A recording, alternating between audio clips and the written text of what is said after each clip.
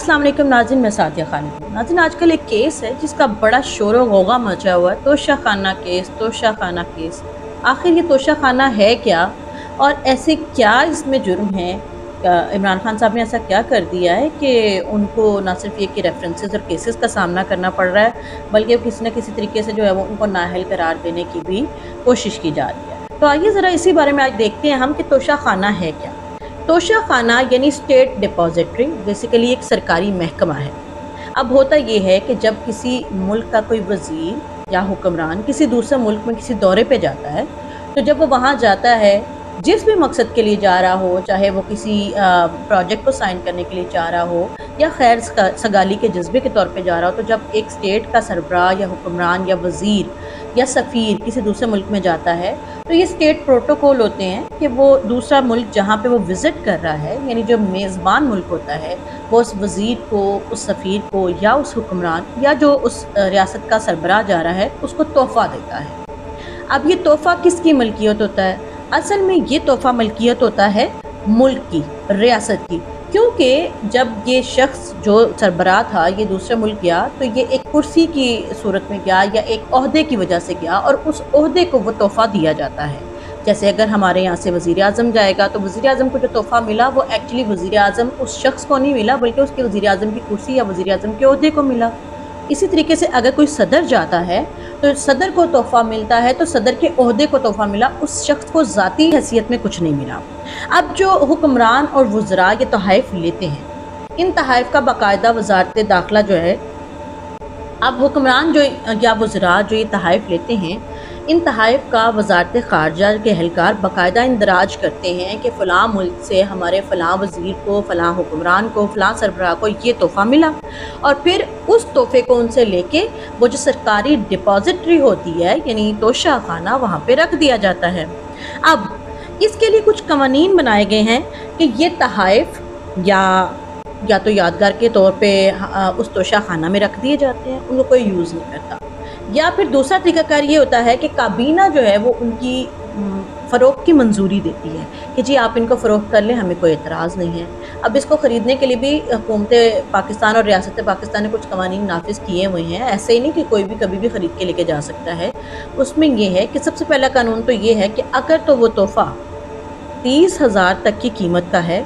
तो वो शख्स या वज़ीर जो है जिसको ये तोहफ़ा मिला हुआ है वो इसको ऐसे ही ले सकता है, मुफ्त में लेके जा सकता है, अगर सिर्फ 30,000 तक का है। और अगर मालियत इससे बढ़ जाती है, 30,000 से ज़्यादा की हो जाती है, तो पीटीआई यानी इमरान खान साहब की वज़ारत से पहले का ये कानून था कि फिर आपको 20% उस तोहफ़े की जो असल कीमत होती है वो हुकूमत पाकिस्तान को पे करनी होती है, फिर आप वो ले सकते हैं। इमरान खान साहब ने इस 20% कीमत को बढ़ा के 50% कर दिया कि जी आप 50% उसकी एक्चुअल कीमत जो तोहफ़े की है वो पे कीजिए और वो तोहफ़ा आप लेके जा सकते हैं। अब इसमें ये है कि सबसे पहला हक़ जो है इस कानून के तोशा खाना के जो कवानीन राइज हैं उनमें ये कि सबसे पहला हक़ उस शख्स का होता है जिसको वो तोहफ़ा मिला है। यानी फ़ॉर एग्ज़ाम्पल अगर सदर ज़रदारी साहब जब गए थे तो वो सदर की हैसियत से गए थे। अब ज़रदारी साहब को जब वो तोहफ़ा मिला, अगर वो ख़रीदते हैं तोशा खाना से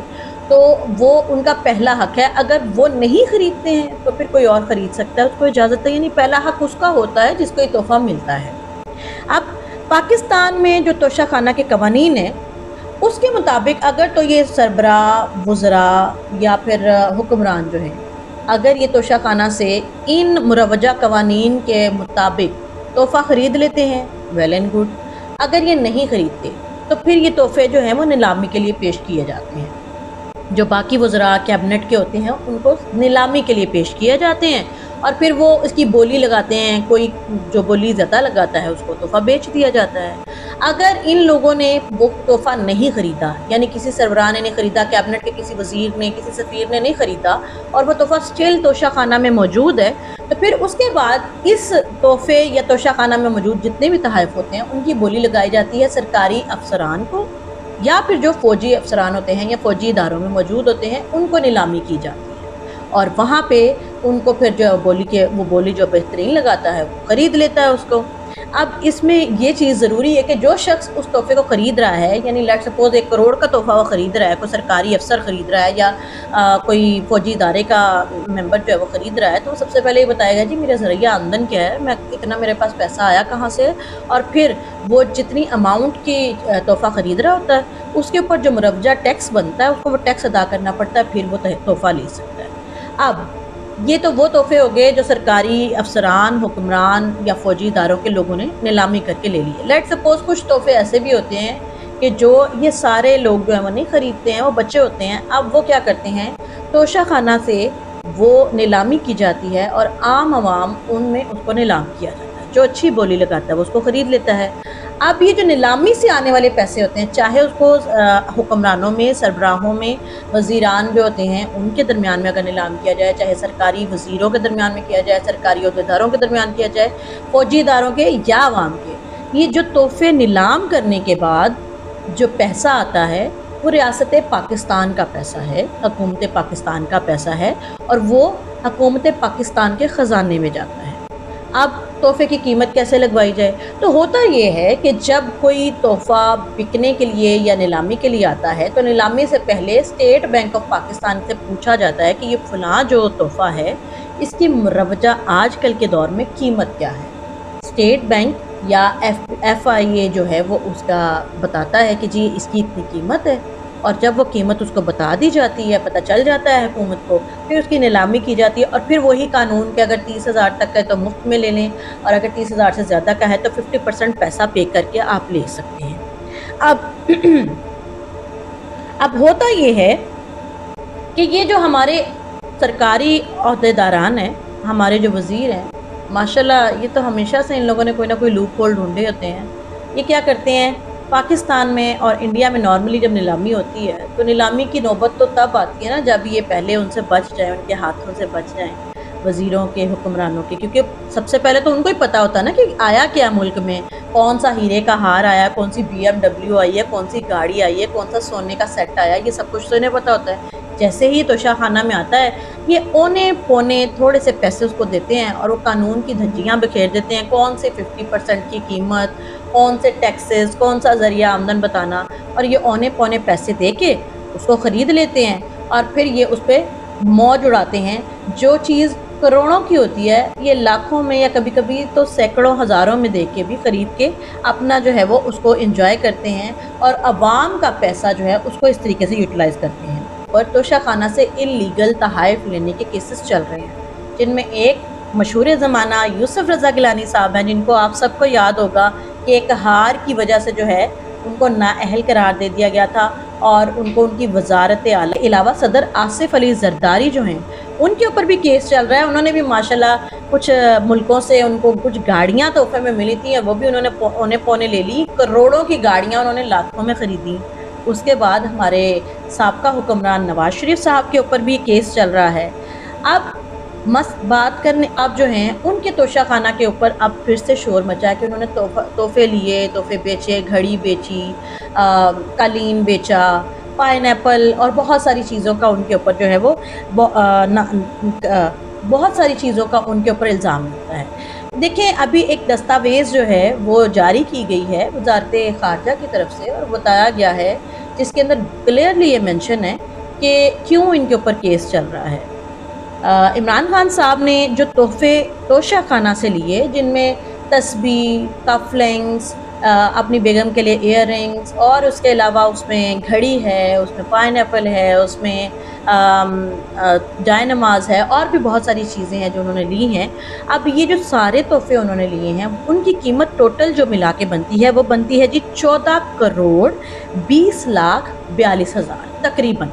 obviously ابھی جب ڈالر کا ریٹ بڑھا ہے تو وہ تھوڑی قیمت اور بھی زیادہ ہوگی، لیکن یہ جس وقت یہ دستاویز پیش کی گئی تھی اس وقت اس کی قیمت تھی 14 کروڑ اور سم تھنگ، اور عمران خان صاحب نے اس کو کچھ قیمت دے کے یعنی کہ صرف تقریباً 3 کروڑ سم تھنگ دے کے خرید لیا۔ 14 کروڑ سم تھنگ یعنی پونے 15 کروڑ کے تحفے انہوں نے پونے 4 کروڑ میں خرید لیے، اور پھر وہ تحفے خریدنے کے بعد انہوں نے اس کو جو ہے وہ اپنے ذاتی استعمال میں لیا ہے۔ ظاہر ہے کہ اس سے پہلے جو ہمارے حکمران تھے اگر ان پہ کیسز چلے ہیں اور ان کو نااہل قرار دیا گیا ہے तो फिर ये भी चूँकि उस वक्त में वज़ीर थे, यानी हमारे वज़ीर आज़म थे, तो इनको भी सवाल करना बनता है। सवाल करने के बाद उनसे पूछा जाना बनता है कि जी आपने इतने महंगे तोहफे, अगर आपने ही कानून राइज किया था 50% कीमत देके, तो ये तो 50% कीमत नहीं बनती। 15.25 करोड़ की 50% कीमत 3.25-4 करोड़ तो कतन नहीं बनती है। एक ये वजह है कि इन पे केस चल रहा है। सेकंड वजह ये है कि तोशा खाना से एक जो मुरवजा कानून है कि जब भी आप लोगों ने नीलामी करनी होती है या ख़रीदने होते हैं तो आपको काबीना की मंजूरी चाहिए होती है, एटलीस्ट उनको नोटिफाई करना होता है, या उनके नोटिस में होना होता है कि जी हम फलां चीज़ ले रहे हैं। ऐसा भी उन्होंने कुछ नहीं किया। यही वजह है कि फ़िलहाल इमरान खान साहब के ऊपर जो तोशा खाना से खुर्द-बुर्द का या तोशा खाना के तोहफ़े बेचने का जो केस चल रहा है, इसी बुनियाद पे चल रहा है। जिस केस की बुनियाद पे यूसुफ रज़ा गिलानी साहब को वज़ीर आज़म की कुर्सी से हाथ धोने पड़े थे, जिसकी बिना पे सदर आसिफ अली जरदारी जो हैं वो और नवाज शरीफ साहब स्टिल केसेस भुगत रहे हैं। तो फिर जाहिर है कि सभी बराबर हैं कानून की नज़र में, फिर इमरान खान साहब को भी इसका सामना करना पड़ेगा। पाकिस्तान का ये अलमिया रहा है कि यहाँ पे जो वज़ीर होते हैं ना, पाकिस्तान के पैसों पे ऐश करते हैं,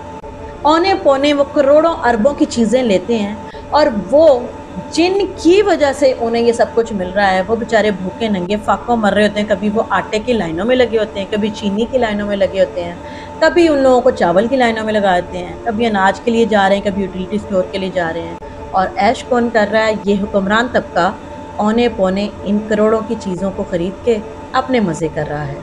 बहरहाल हम उम्मीद करते हैं कि पाकिस्तान को कभी कोई अच्छे ऐसे हुक्मरान मिल जाएं जो वाकई दर्द दिल रखते हों और हुक्मरानों का सोचते हों। आपकी इस बारे में क्या राय है? कमेंट बॉक्स में ज़रूर बताइएगा। चैनल को सब्सक्राइब करके घंटी के निशान को दबा दीजिएगा। सादिया खालिद को आज के लिए इजाज़त दीजिए। अल्लाह हाफ़िज़।